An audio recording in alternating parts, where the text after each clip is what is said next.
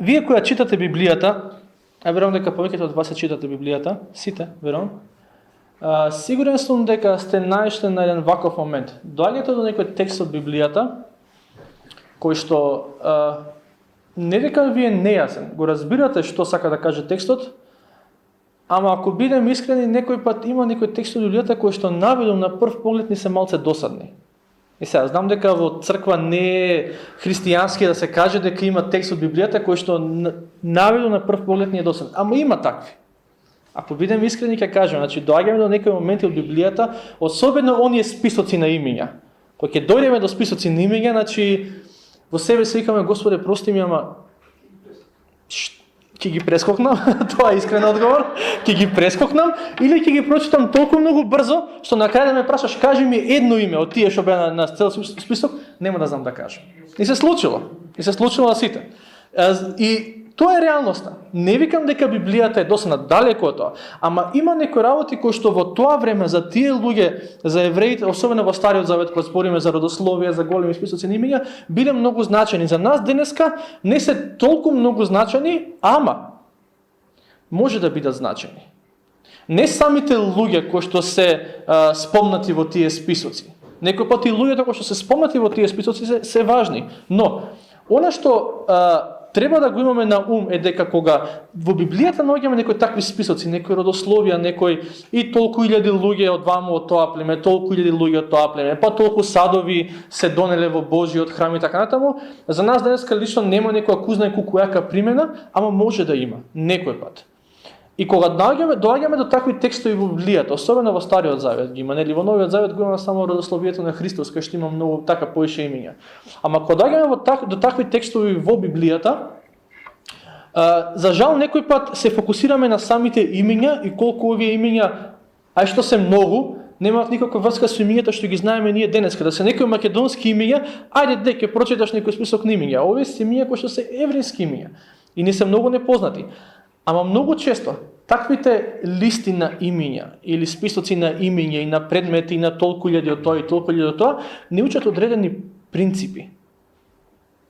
Значи фокусот кога доаѓаме до таков текст, а денеска ќе збориме за таков текст.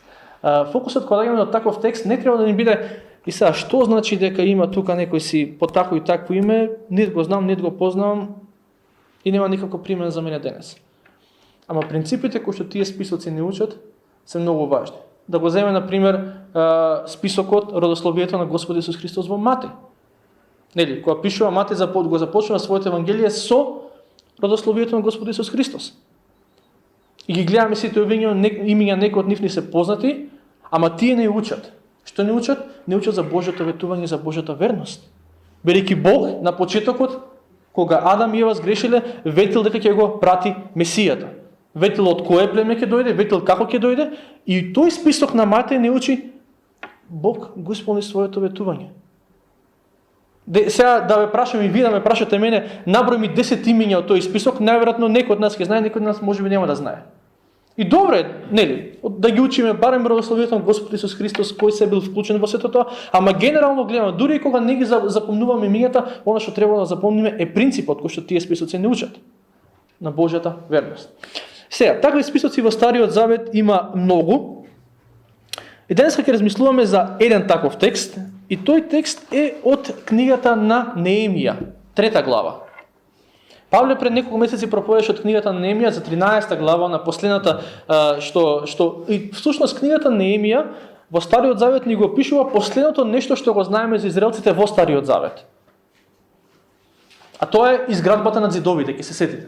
Дека израелците биле однесени во робство во Вавилон и после некој време се вратиле од робство во Вавилон, во Ерусалим го населиле градот и во прва глава Неемија се вели дека му дошле некои гости на Неемија кои што патем кажано живеел во Пересија во тоа време и ги прашал: "Добро, каква е состојбата во градот Ерусалим?" И тие кои што му дошле на гости му викаат на Неемија: "Состојбата во градот Ерусалим е за никаде.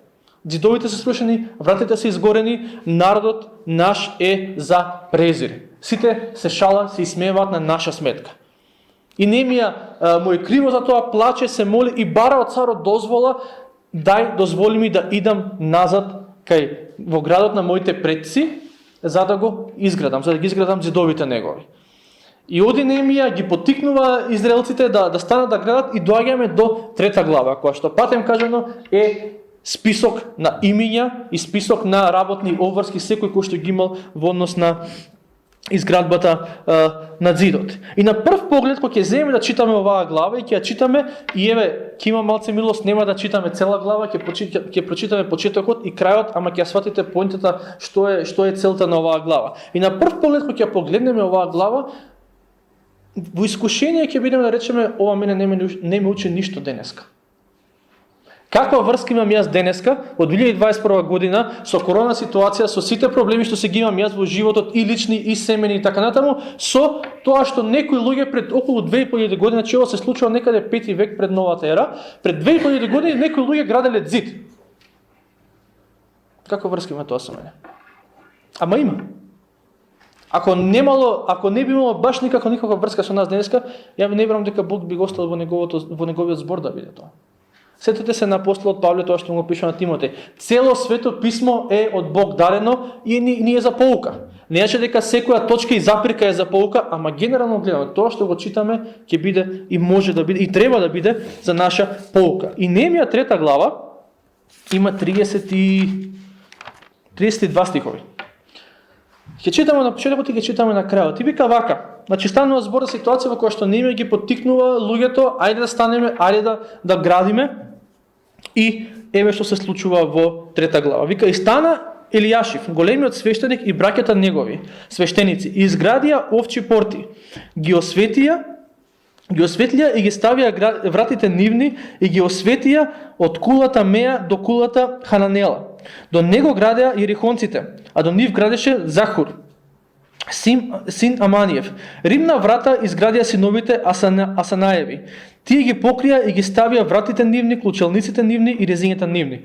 До нив Меремот, син на Урија, син Акосов, го поправаше зидот, до нив поправаше Мосолам, син Варахиев, син Мозавилов, до нив поправеше Садок, син Ванин. До нив поправа текојци, но некои од нив, повитните, не го свиткаа грбот за да поработат за својот Господ. Старите порти ги поправа Јоизда, син Пасеахов и Мешулам, син Восодиев.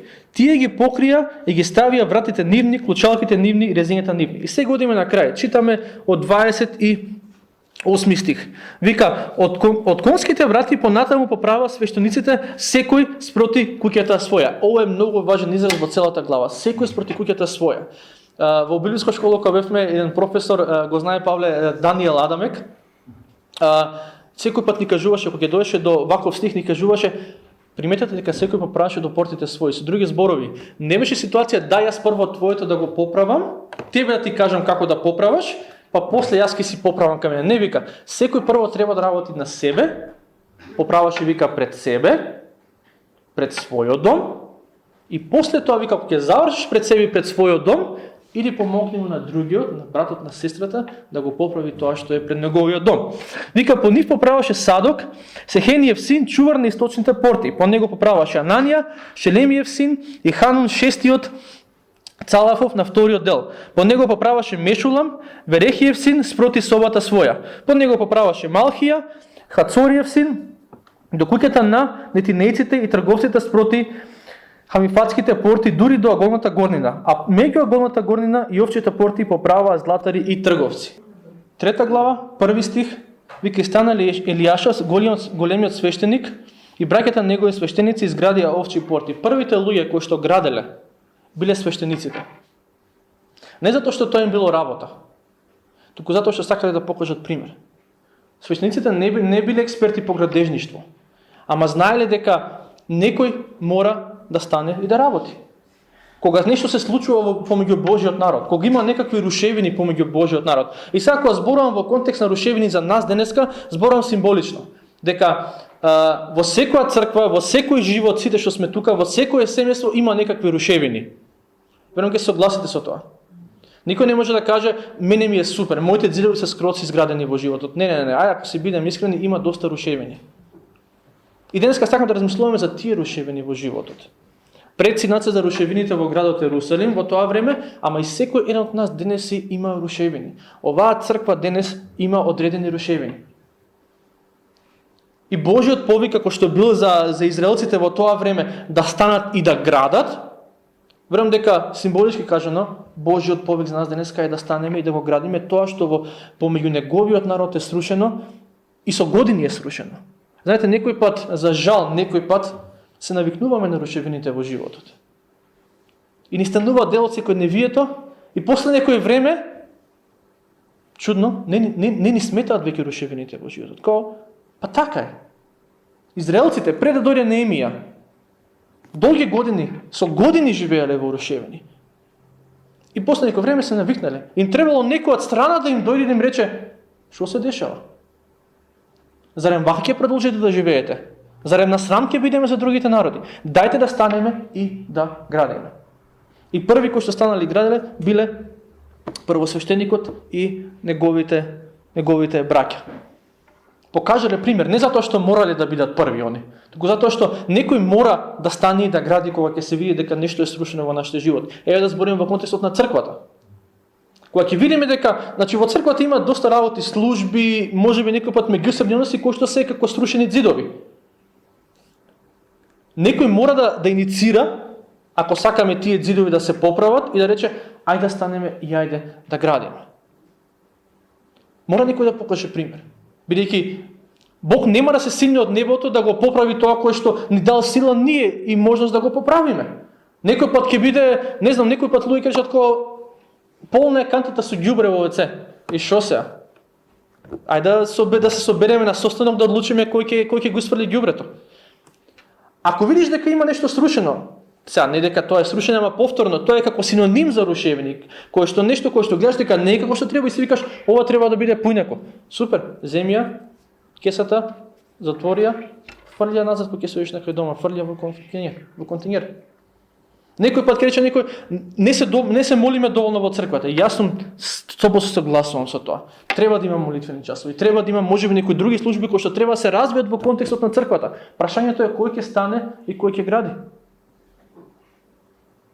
Најлесно е да седнеме и да свикуваме состаноци и да зборуваме што не е во ред во црквата. Јас сум сигурен дека ако сега прекинеме оваа богослужба и седнеме да речеме ајде искрено и во љубов да си кажеме што не е во ред во црквата, јас сум сигурен дека секој еден од нас ќе има што да каже нешто. И тоа не го критикувам, тоа е во ред. Значи не сме совршена црква, нели? Ама кога ќе зборуваме дека ова треба да се направи, тоа треба да се направи, вака треба да се направи, ова треба да се почне. Некој од нас ќе треба да го почне тоа. Човекот кој што дојде сега да се буни за паркингот нема да ни опре црквата од надвор. Некој од нас ќе треба да го започне тоа. И вика, стана првосвештеникот и стана неговите браќа и покажа пример. И оваа недела имавме прв младински час, нели? Знаете, Сузе фала за колачините што ни ги направи за младите. Имавме прв младински час и така разговаравме, чисто беше запознавање, кој сме, што планираме да правиме и така натаму. И покрај другото зборувавме во однос на тоа како луѓето од светот гледаат на евангелието и дека нема баш многу заинтересирани за евангелието и така веќе навлеговме во тој мове дека да, луѓето не ги интересира Бог. И од денес Џон не прекине вика извинете, ама јас ќе ви се спротиставам на ова. Вика не дека сакам да се контрам, ама сакам да ви дам поинаков аспект на целава ситуација. И он рече, Христос, да ве подсетам, Христос кажа дека жетвата е спремна, ама работници има малку.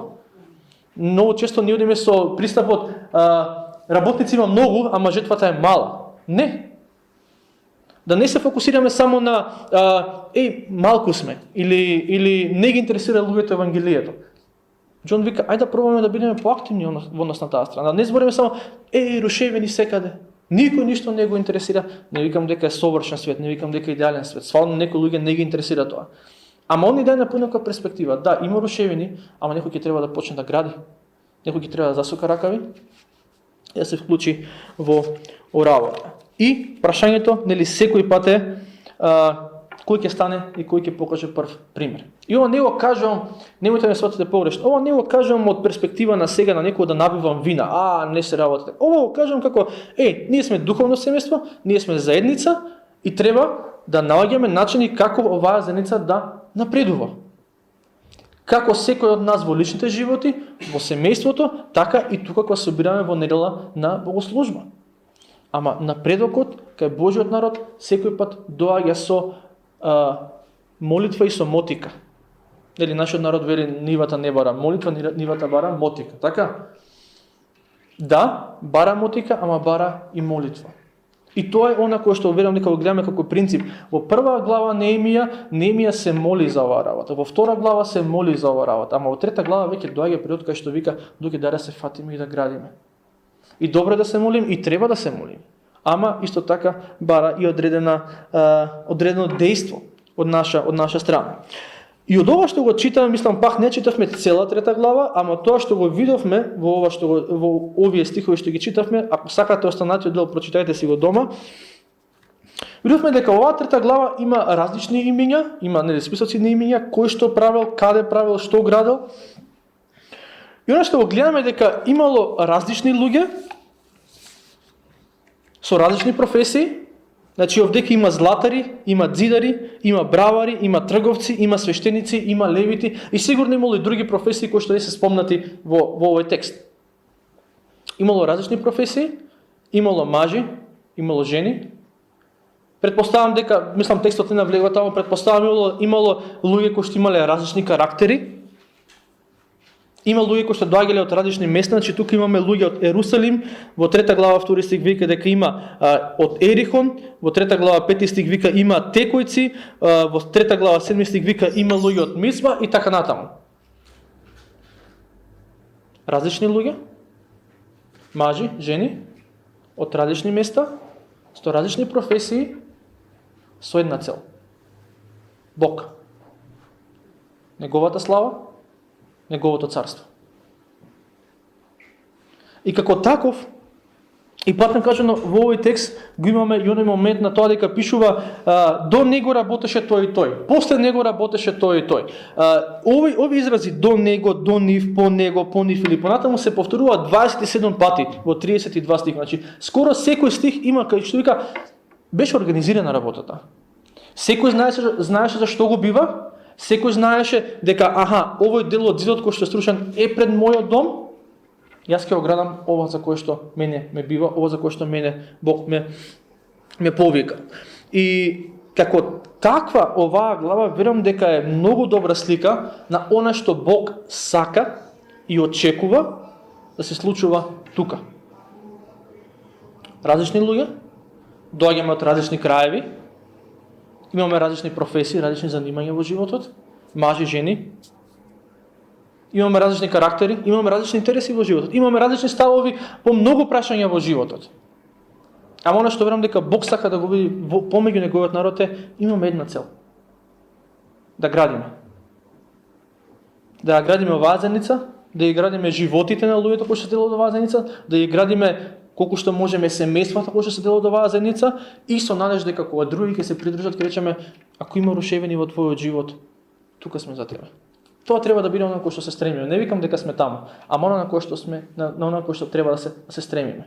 Да му служиме на Бог, служејќи им на луѓето. Различни луѓе, ама имаат една иста цел. И секој го правил тоа за кој што бил способен. Никој не очекувал од тие кои што биле златари или тие кои што биле, не знам, како бравари да прават нешто кое што да одат да служат во храмот. Никој не им рекол на браварите, ај сега идете пејте со левитите заедно. Не, они си биле надарени за тоа за кој што си биле надарени. Биле вешти за тоа и земале и го правеле тоа. И тоа треба да се случува во црквата. Со Божја помош да ги препознаеме нашите дарови, бидејќи секој кој што вели да јас му припаѓам на Христос, Светото писмо вели дека има дар. Има дар од Светиот Дух. Кој е? Не знам. Јас знам за мене. За тебе може да ти помогнам да се молам да го препознаеш, ама секој има дар во црквата. И секој со својот дар треба да дојде да рече еве мене зашто ме бива. Јас сакам да помогнам во ова. А во црквата има многу потреби. Значи некој ќе проповеда, некој ќе поучува, некој ќе се застапува, некој има дар на застапништво да се моли поше за сите тие работи, некој ќе помага во административни работи, некој ќе помага во технички работи, не дека тие дарови дар на помош со лаптоп е во Новиот Завет запишано, ама поинтата ми е, секој може да рече јас имам слободно време, јас имам способности, јас сакам да служам на овој начин. Тоа е идеалот на кој што треба да се стремиме. Не велам дека секој мора да се вклучи во црквата, велам секој може да се вклучи во црквата. Не да се мора, не мора ништо да се мора. Значи, ама можеме да се вклучиме во црквата. И Бог верувам дека го очекува тоа од нас. И многу е жално, и ова е симптом би рекол, на некоја духовна болест во црквата, кога во една заедница има луѓе кои што служат, има луѓе на кои што им служат. На кои што им се служи. Океј, вистина дека некој пат во животот ќе бидеме во тешка ситуација, ќе бидеме во тешки околности и стварно ќе треба да ни служат другите. Ама тоа треба да помине и да дојдеме до момент, да се стремиме да дојдеме до момент кај што не само ќе велиме служи ми, туку служи ме. Тоа треба да биде нашата цел. А дефинитивно ќе има моменти кај што ќе има служи ми. Ја знам многу добро кога бев за време на короната, кога сме сите дома во изолација, вие ни служевте. Таа поручек ли е, повик ли е, што и да е, посета ли е, од надвор мафтање или само ќе биде од улица, имаше служење. И фала на Господ за тоа. Ама секој пат треба да се стремиме кон тоа, кога ќе ми помине оваа криза, кога ќе ми помине овој период во животот, јас сакам како што другите ми служеле, јас да им служам на другите. Тоа е симптом на духовна зрелост во црквата. И ќе се сетите некој од вас на она слика која што представува апостол Павле во 1 Коринќаните 12-14 глава, каде што го ја представува црквата како тело. Дека црквата како едно тело, сега парафразирам. И во тоа тело има многу органи, и секој орган си има своја функција. Во здраво, во нормално тело, кој што функционира како што треба, ниту еден орган не се бори против друг орган. Туку сите служат заедно, за да напредува телото, за да остане здраво телото. И Павле некој начин вели, тоа е сликата на црквата. Секој еден од вас има одреден дар, има одредена способност, има одредена вештина која што може да ја даде во функционирањето на црквата.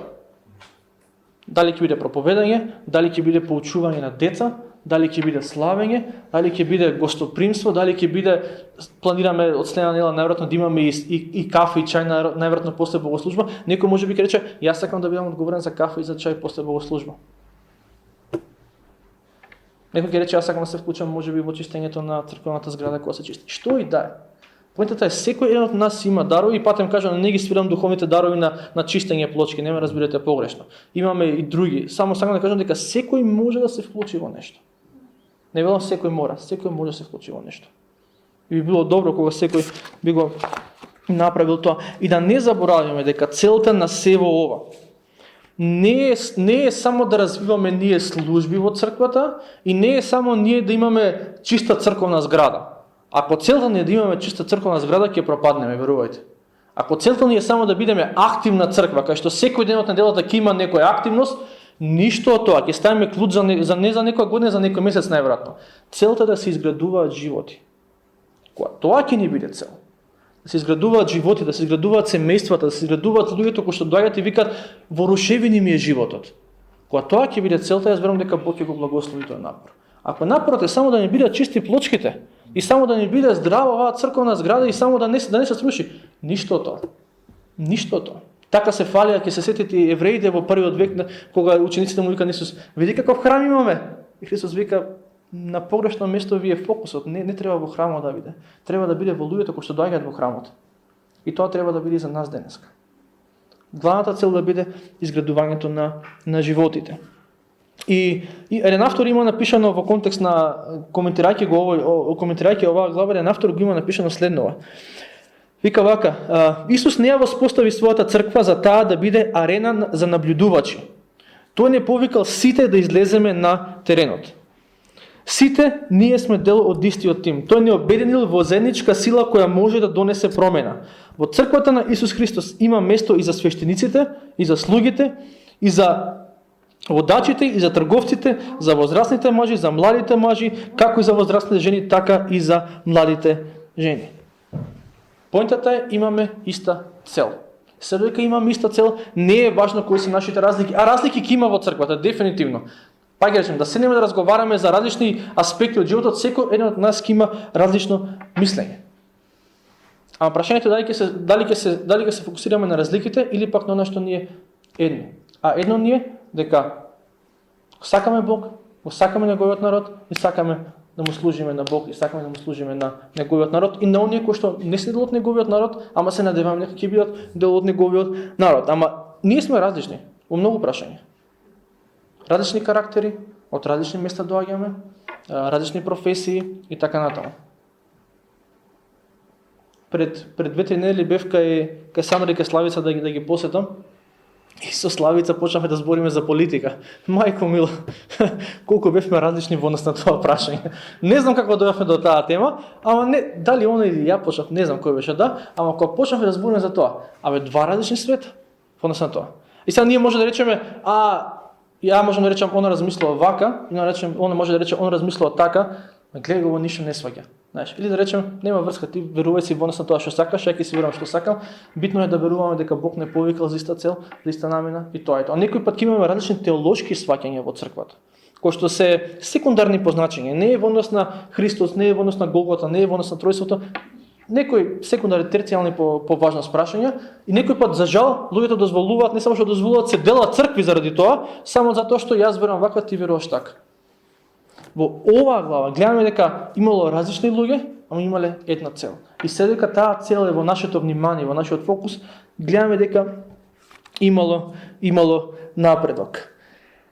И израелците биле свесни под водство на Неемија дека ако сакаат зидовите да бидат обновени, тие срушени зидови ќе мора тие да се фатат со работа. Тие не се молеле, Господе, зидовите ни се срушени и сега дојди ти симни се од небо и поправи ги. Не, Бог им рекол, јас ви давав раце, ви давав материјали, ви давав памет, земете сега, градете. Да не очекуваме од Бог да ги направи сите нешта за нас. Бог ги прави они нешта за нас кои што ние сами не можеме да ги направиме за себе. Океј? Може да се спасиме сами? Не. Бог не спаси на Голгота, преку неговиот Син Исус Христос. Тоа го направи за нас. Ама ако има некои работи кои што за да напредува оваа заедница се разбира, он ќе ни го даде неговиот благослов, ќе ни даде неговата помош. Не пропагирам христијанство, само себецентрично христијанство, дека ние се може да направиме. Бог ќе ни го даде неговиот благослов, неговата помош, ама има работи кои што Бог ќе ни ги покажал дека треба да ги направиме, да не очекуваме дека он ќе ги направи наместо нас. Ако е нешто во црквата кој што не е во ред, ако некој нарушен меѓусебен однос, ако е некоја служба која што треба да се почне, или некој од тука ќе ја почне, или нема воопшто да постои тоа чудо. Толку, се дека не стане некој друг да рече, ајде ќе почнеме. Бог не ги прави тие работи. Бог ни го дава благословот, ни го дава повикот, ни ги дава даровите за тие работи и вика, бујру. Земете, градете го, зидот кој што е срушен. И тоа е Божиот повик. И она што не треба да го заборавиме е дека Бог не сака рушевини. Рушевините кои што постоеле во Ерусалим во тоа време не биле затоа што Бог рекол намерно ќе има рушевини, сега така мора да остане ситуацијата. Рушевините биле резултат на гревот. И сите рушевини кои што ги имаме ние во нашите животи се резултат на гревот. Или наш грев, или некој друг грев, или општо универзалниот грев на човекот. Секој од нас ги трпи последиците од гревот. Ама Бог не вика, седете сега во рушевини. Божиот повик преку Неемија беше, станете и градите. Дали ќе биде лесно? Не. Земете, читате цела книга Неемија, ќе видите колку многу опозиција имале. И секој еден од нас ќе се соочува со опозиција, тогаш кога ќе речеме, Боже, благослови не во овој напор, сакаме да станеме и сакаме да градиме. Овојте како ќе има опозиција. Секој од вас верувам дека се соочил со таа ситуација. Кога ќе речеш, не знам, животот на мојот пријател или пријателка е во рушевини, сакам да им кажам за Господ, он има опозиција. Кога речеш во црквата нешто не е во ред, има некоја служба која што сакам да ја подпомогнам, сакам да ја започнам, он имаш опозиција. Или од дома, или од пријателите, или одеднаш имаш толку многу обврски што викаш немам време за во црква да и така натаму. Секој пат ќе има опозиција. Особено за оние кои што сакаат активно да се вклучат во функционирањето на црквата. И затоа верувам дека треба да побараме од Бог проникливост, треба да побараме мудрост и речеме, Боже, кој е дарот кој што ти ми го имаш дадено и кој дел од зидот треба јас да го градам. Се разбира, повторно збориме за вика секој градеше пред своја куќа, прво градиме во својата куќа, не велам дека треба нашите животи да бидат совршени за да почнеме да служиме во црквата. Ама се обидуваме прво да градиме во нашите домови, во нашите животи, председници во нашите животи, па во нашите домови и после да викаме, Боже, сакам да им помогнам и на другите. Да има еден многу интересен стих во цела оваа глава, кој што многу се двои и многу штрчи.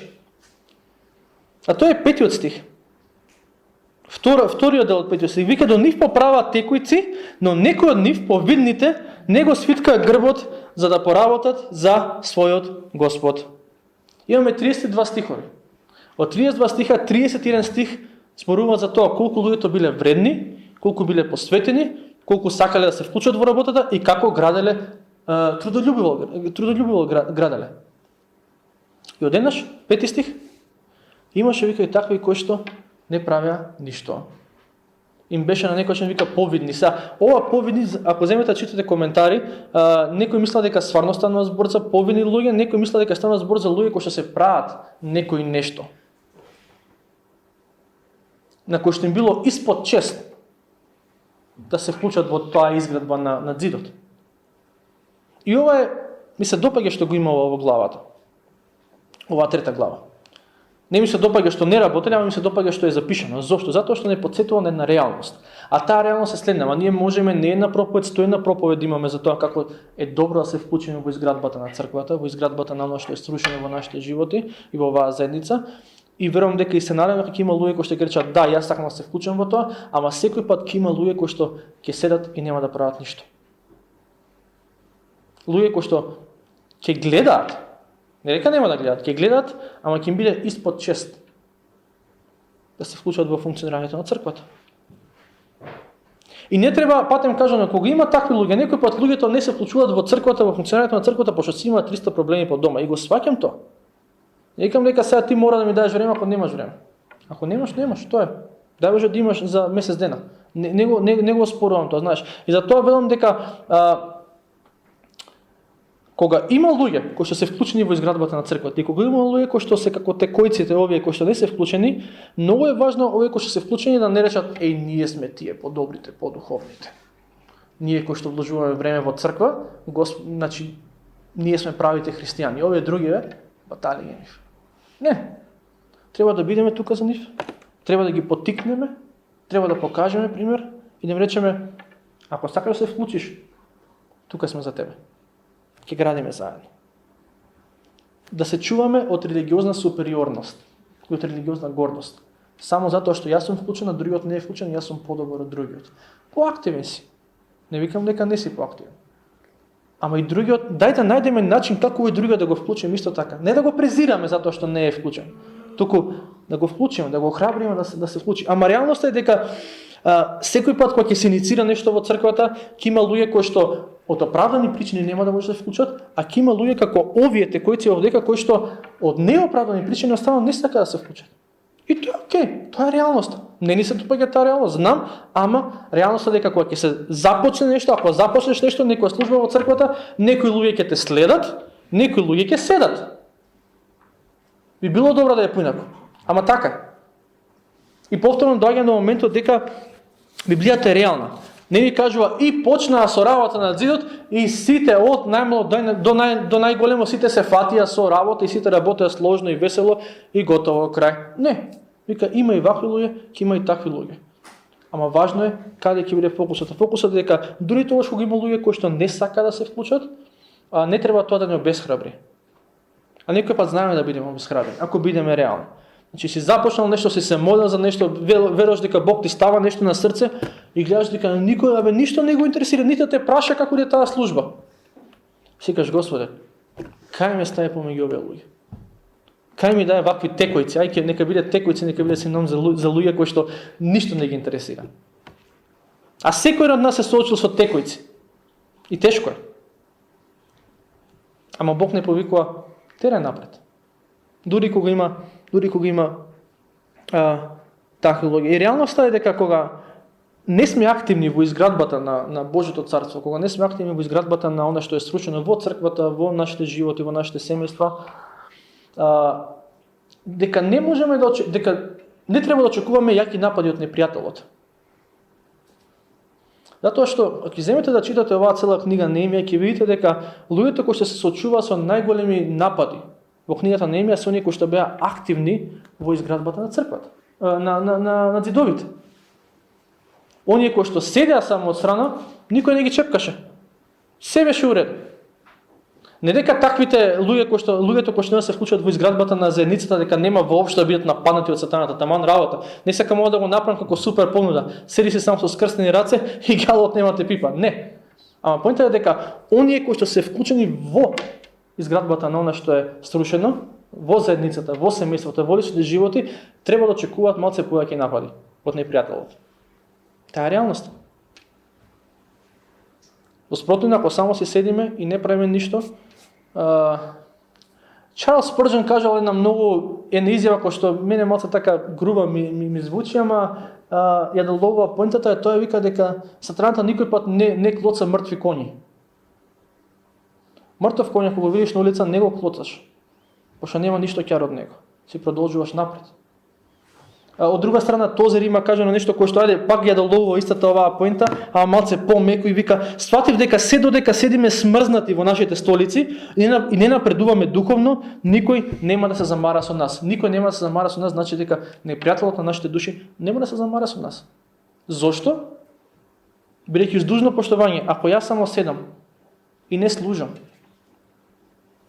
ако јас само седам и не станувам да го градам она што е струшено, прво во мојот живот, во животот на луѓето околу мене и во животот на оваа заедница, ако јас ги правам тие работи, само си седам пасивно, реално гледано, не сум некој ризик фактор за сатаната и за неговото царство. Зошто почто седиш мирен? Зашо некој те чепка ако седиш мирен? Или ако седам мирен? И повторно, овие работи не ги кажам за ај сега ќе си набиваме вина едни на други па да се вклучиме во служба. Не, овие работи ги кажам дека таа е реалноста. Дека вклучувајќи се во духовна служба, ние се вклучуваме исто така и во духовна борба. Која што нема да е лесна. Ама вреди да ја бориме, бидејќи и оваа книга, и целото светописмо ни сведочат дека да, изградбата на оно што е струшено во нашите животи не е лесен процес, ќе биде процес кај што ќе има опозиција, ќе биде процес кај што ќе има противења, но секој пат е благословен процес. Изградбата на животите на луѓето, изградбата на мојот живот, на животот на нашите семејства, на твојот живот, на оваа заедница, кога ќе видиме како некој бил во оваа ситуација, па после бил во некоја поинаква ситуација во животот, подобра ситуација во животот, сикаме слава ти Господе за тоа што го направи. И нека даде Бог да биде ова место каде што се почесто и почесто ќе викаме слава ти Господе за ова што го направи. Слава ти што тука имаше рушевини, што сега е обновен зидот. Фала ти што во личноста на оваа личност имаше рушевини, сега Боже подигнат е зидот, малтерисан е зидот, супер фасада има, супер и слава ти Господе. Тоа треба да биде на кој што се стремиме. Повторно, службата како служба никој пат не треба да биде цел. Зборуваме за активност во црквата, зборуваме за активност во однос на градење на што е срушено и сето тоа е во ред, но никој пат активноста не треба да биде цел. Целта е Божјата слава и изградбата на неговиот народ. Ако овие две работи не се цел, џабе правиме се што правиме. Нема да броди со никаков плод во вечноста. Да, тука можеби ќе има некој плод, можеби ќе биде интересно на луѓето. Ама поинтата е да се променат луѓето и таа промена еден ден да можеме и во вечноста да седиме и да ја прославиме таа промена. Да речеме, види Бог како го промени се во ова. Види Бог како ме промени, како те промени, како не промени. И овотро, оно што сакам да го направиме е да, мислам, секој од вас сигурно може би размислил и се молил за овие работи, ама повторно да размислиме и да се молиме на за прашањето, Боже, што е тоа во мојот живот кое што е во рушевини? Искрено, мене ме плаши одговорот.